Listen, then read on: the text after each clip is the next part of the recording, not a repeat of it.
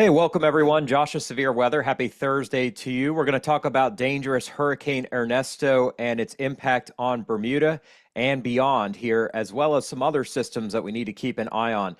A dangerous situation evolving for Bermuda as the track continues to show a storm system that will be impacting Bermuda for several hours this weekend with hurricane conditions. And our storm is growing in size.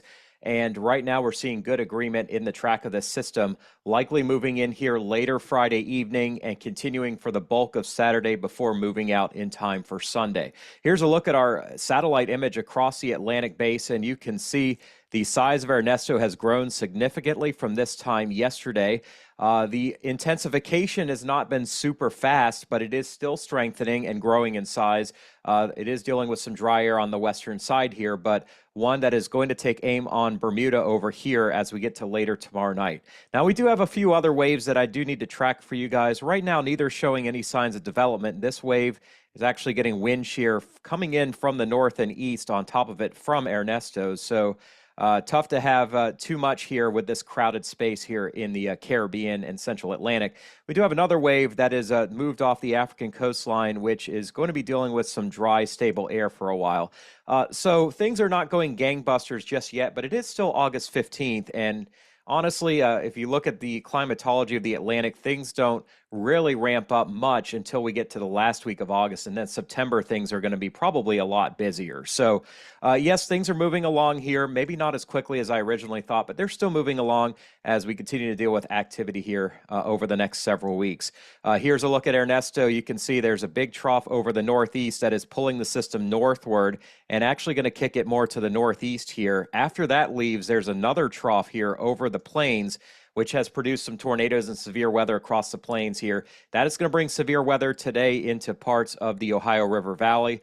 That trough will eventually kick this system away to the north and east and maybe affect Atlantic Canada as we get into Tuesday here. And then it will push things across the North Atlantic very quickly towards Ireland and Iceland and maybe portions of Scotland by the middle of next week. So yeah, things are moving along here. With this wave here, you can see upper level low here in our water vapor image. You can see the wind shear coming in from the northeast. So things are going to stay hostile in the Caribbean for a while longer, which is actually good news. If you're in Puerto Rico, the Virgin Islands, you need some time to dry out here. And in the Gulf of Mexico, we've got this large ridge of high pressure leading to extreme amounts of late season heat across Texas and the Southwest.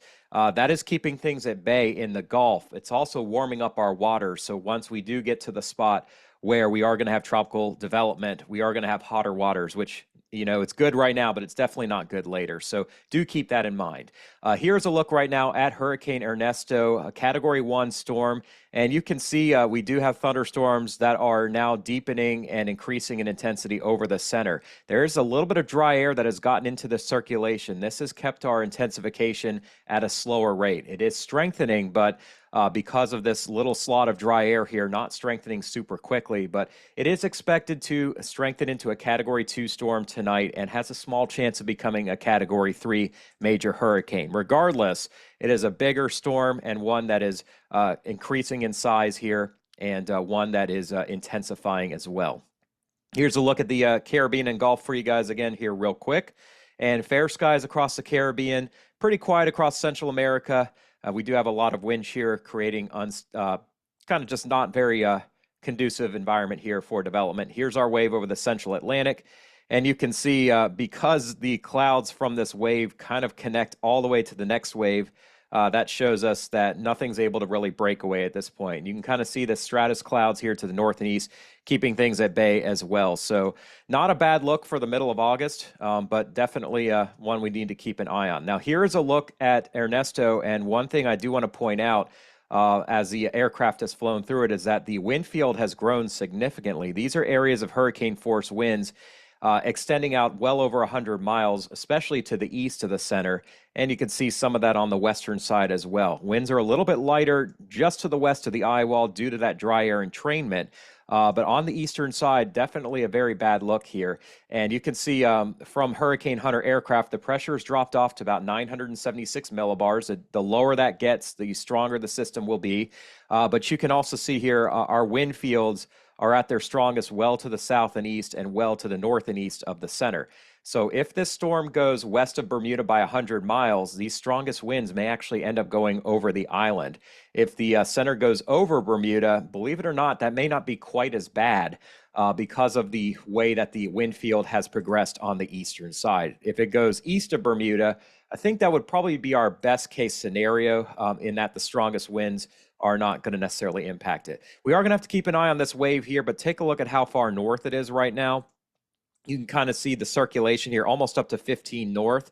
Because of the shape of our ridge, it's probably going farther north and away from the area of main development, so not likely to become too strong a wave at this point. So the official hurricane forecast shows a Category 2 hurricane approaching Bermuda in the morning Saturday. Hurricane warning in effect for the entire island. Wind speeds are 100 miles per hour on our forecast, so it will strengthen tonight and into tomorrow, and then get to a certain point where it may slowly weaken some. As you look off to the north and east, we'll see a turn here. It's not going to weaken very quickly.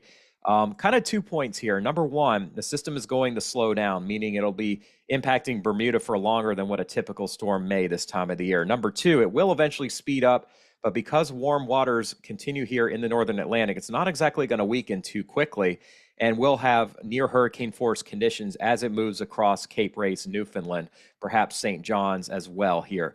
Nova Scotia is going to avoid the worst of this system, and you see on our ensemble track, it is getting close to Newfoundland, not very close though to Nova Scotia, and moving very close to Bermuda. You can see our ensemble tracks for the most part keep this offshore.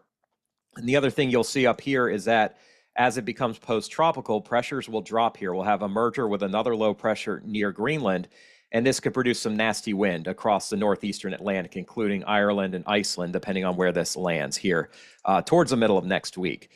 Track forecast in very good agreement. Most of our hurricane models stay just off of Newfoundland, but some do cross Newfoundland here. Intensity forecast showing strengthening to Category 2 here by tonight. Small chance it still gets up to a major Category 3, but then slowly levels off as we get to Friday night, Saturday into Sunday. And here's the ship's forecast. You'll see part of the reason it's probably going to peak quickly is that the relative humidity is dropping down below 50% here, showing that dry air is getting into it. The waters stay pretty warm, well past Bermuda. The wind shear stays relatively low. It picks up a little bit here tonight and tomorrow, then drops off, and then starts to ramp up as the system moves into the North Atlantic. And the ocean heat content drops off significantly as the system approaches Nova Scotia and Newfoundland here in about 80 hours. So it's not done strengthening, but it's not going to get as strong as maybe it looked like it could. We're okay with that. Here's the GFS model showing some dry air on the southwest side. This is Bermuda right here. The timestamp on this is Friday at about 8 o'clock, so tomorrow evening. And you can see the GFS brings the core of the system directly over or just to the east of the island and then accelerates it to the north and east. The unfortunate part about this is that it slows down until it waits for that next trough. And so it kind of gets in a little bit of a weaker steering environment. We saw that a lot here with storms like Beryl and with Debbie here just last week. A lot of slowing down in the mid-latitudes before we get to the upper latitudes. So GFS shows it going right over Bermuda, the H-WRF, or just east of Bermuda. The H-WRF is just west. This is kind of a worst-case scenario, especially if it goes even a little bit farther west than this. It's also a little bit slower than GFS. It shows the approach in the morning on Saturday, not late Friday night, and then moving away here Saturday night into Sunday morning. And the HMON model is bringing this core of the storm over the western end of the island. Strongest winds will be off to the north and east. But you will see here, if this model is correct, winds out of the east and southeast here Friday night, then switching around to southwest Saturday afternoon before the storm leaves Saturday night. Here's a look at our wind field here, and you can see wind speeds in Bermuda picking up to about 63 miles per hour in the late night hours of Friday night, 71 miles per hour early Saturday morning, staying over 70 miles per hour all the way up until Saturday afternoon, and then not dropping below 50 miles per hour until about midnight Saturday night. Still tropical storm conditions possible early Sunday morning according to the Euro, and then our storm picks up and moves away pretty quickly after that. Here's a look at a closer view. The H-WRF showing our storm center coming up towards Bermuda here. Winds picking up in the afternoon tomorrow. Tropical storm force winds in the evening, then hurricane force winds later at night. 74 mile per hour winds here, 78 at Hamilton, then 62 as the eye approaches. And then on the backside, winds may be just as strong here in the afternoon before dropping off into the 50s at night, 40s overnight, and into the 20s by the time we get to Sunday morning. And finally, the icon model shows our storm center going right over the western side of the island with 80 to 85 mile per hour winds sustained in the morning on Saturday, 60s in the afternoon with some 70s as the storm passes, just due to the size of our wind field. And then winds drop off into the 40s later at night and below tropical storm force by Sunday. So hurricane warning in effect now. Winds start picking up tomorrow evening. They'll be very strong late tomorrow night for much of the time Saturday, with maybe a slight pause depending on where the eye goes through. And then staying strong into the evening hours Saturday night before dying down gradually here overnight.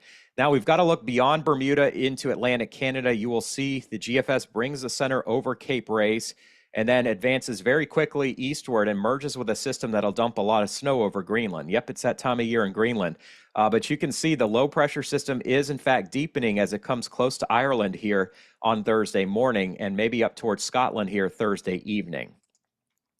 Looking at precipitation for Bermuda, it will pick up here a little bit tonight, really coming down later in the day tomorrow, and then very heavy flooding rains tomorrow night through most of the day Saturday, winding down Saturday night. Total amounts as high as 10 to 12 inches of rain expected across the island here through Sunday evening.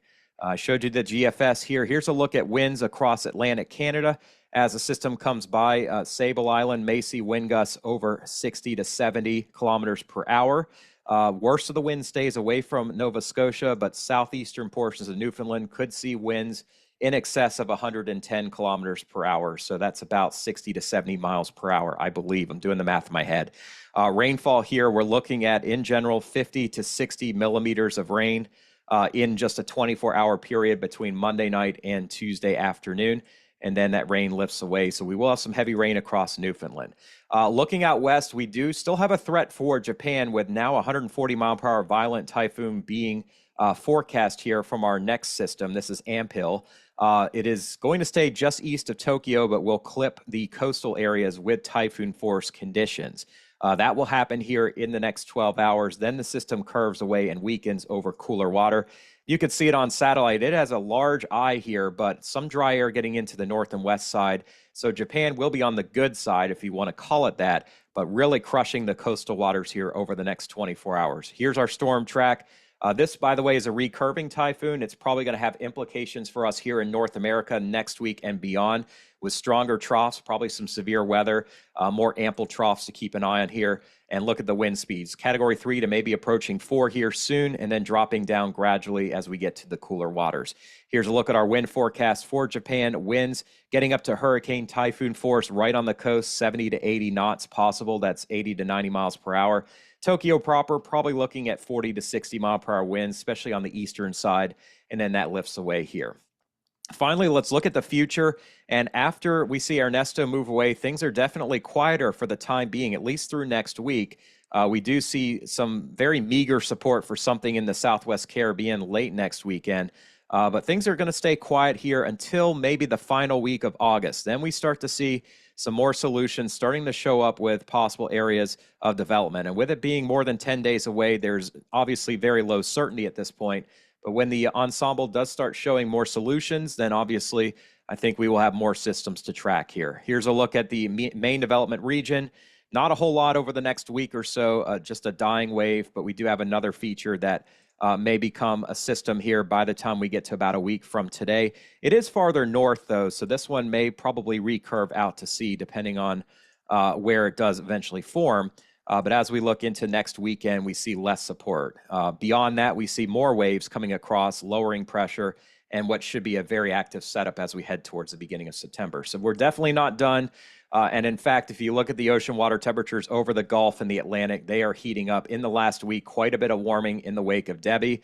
The Gulf is still almost a degree Celsius above average. Remember, this is the hottest time of the year now into September, and we're a degree above that Celsius. So it's very possible that once something gets into this region, it strengthens very quickly. And you can see these anomalies piling up, especially over the central Gulf region from Louisiana to western Florida. So yes, we are definitely just getting into the thick of things. We've got a lot coming in the next few weeks. Next week, a little quieter. Then after that, I think things ramp up quite a bit more. Thank you for joining me today. Thank you for becoming a member of my channel and of this community. And if you haven't yet, please consider becoming a subscriber. I appreciate your time. My thoughts and prayers are with everybody in Bermuda and in the path of the storm. As a Christian, I am a praying person, and even though it's really cool to watch these things, there's so much impact and so much havoc it can wreak on folks that I truly believe that God wants us to continue to ask for prayers and to think of other folks and to take up our own cross. Mark 8:34-35 says, "And when he had called the people unto him with his disciples also, he said unto them, Whosoever will come after me, let him deny himself and take up his cross and follow me. For whosoever will save his life shall lose it, but whosoever shall lose his life for my sake and the gospel's, the same shall save it."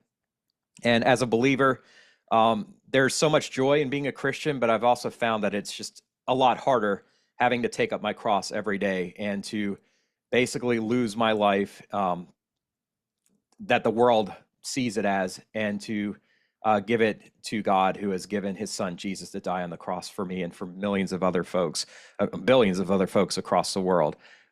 When you realize that you've got eternal life, you realize that life is so much more worth living.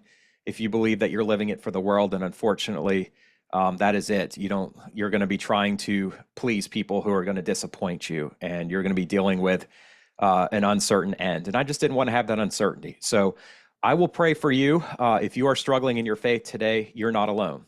But I will be happy to pray for you no matter what you're going through. And just know that there is joy waiting for us on the other side if we choose to believe that. I hope you all have a blessed day. I'll see you again tomorrow afternoon. Take care.